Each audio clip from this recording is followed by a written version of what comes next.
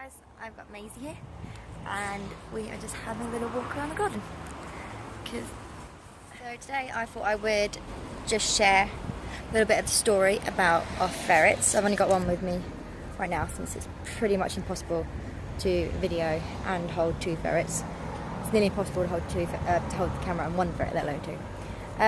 So we got Maisey, who's this little girl here. She is albino, and her sister Joy last year, just over a year ago, because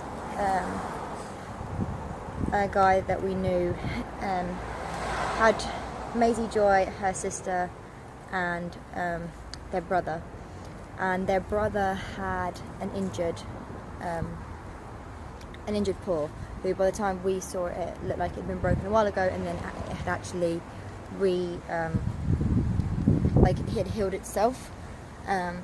So it just was limp and didn't do anything.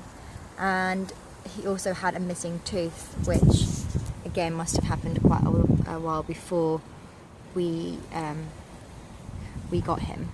But anyway, the guy said that they were no good at hunting, so or he was no good at hunting, so he was going to kill him.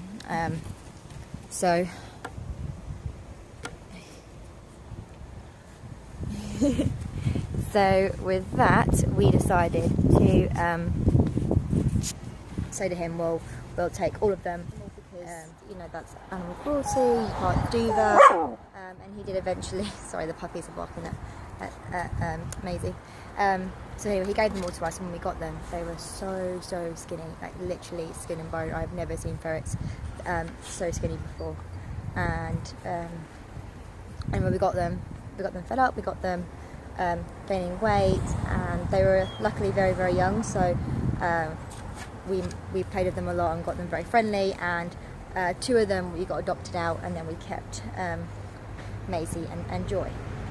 And yeah, we've had them for a year now, and it's going, and they're really good, and they're really great at showing people that ferrets are not what people think they're going to be. Like, people think that they're these horrible little creatures that bite and they're vicious, and you know, the only thing they do is want to kill things. And these guys are just like the friendliest little ferrets I've ever met. I mean, this one she just will never bite. She just doesn't bite anybody, anything.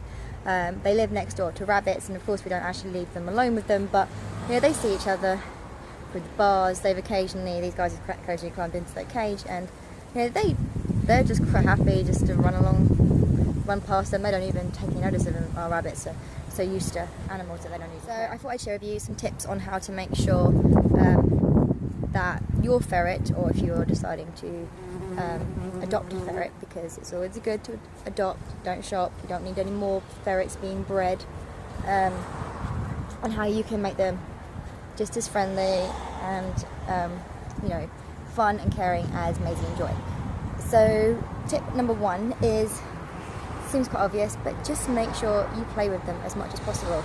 Spend as much time with them as you can. I mean, when we first got these, I had them in my bedroom, so I was with them pretty much all the time. Although I don't really they now live outside, because they do kind of have a ferret smell, and it can be a bit much to have in your house. I mean, you can, if you keep them really clean, you're new to them, or spay them, you can keep them in the house and the smell can be kept down. And some people don't mind the smell of them, but I think most people don't really find the smell that appealing. So they're quite happy to live outside, as long as you give them, you know, a good sheltered hutch and lots of things to cuddle up in at night. And they handle the cold very well, so it's not a problem leaving them outside. These guys live outside and they're quite happy.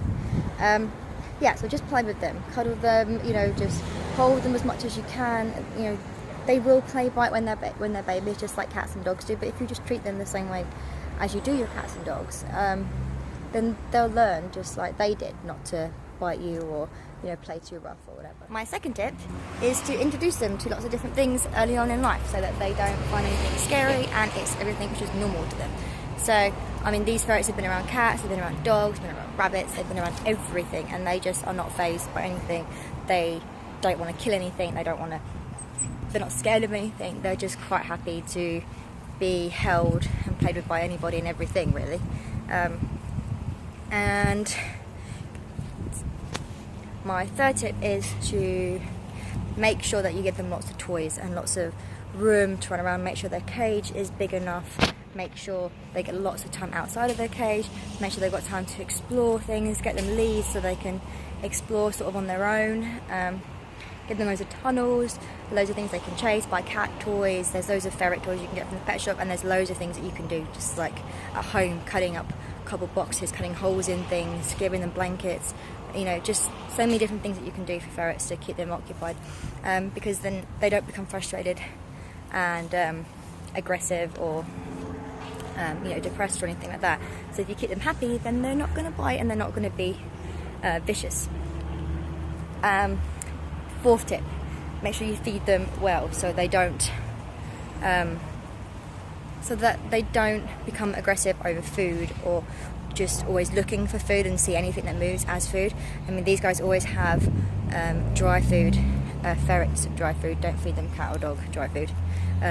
Ferrets dry food in their cage available to them, so if they're hungry they can snack on that whenever.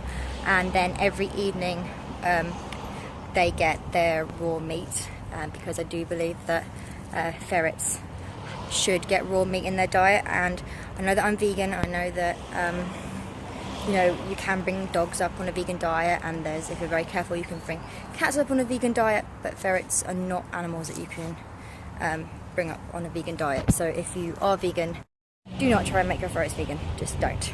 But yes, keep them well fed, and be careful with hand feeding them all, like too much, because you don't want them to associate your fingers with food.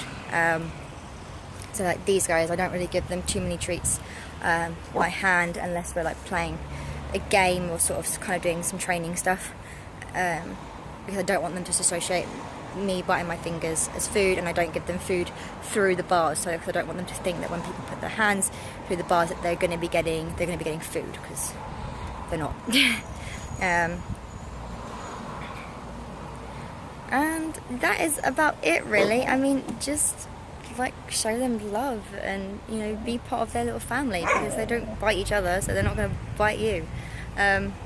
So that's my few little tips on how to keep your ferrets happy and friendly, and just show them to as many people as you can, because they're just such cute little animals, and people have this misconception of them when, you know, they don't mean any harm at all. They just want to be friends. They're just like puppies and kittens, but for the rest of their lives. They just want to explore everything and play with everybody and just be loved all the time. So that's my tips for ferrets. But just please don't get them if you don't have a lot of time, because they do want to be loved and played with, and they are very intelligent and very curious animals, so they're not suitable if you don't have the time for them. So yeah, so Maisey says bye.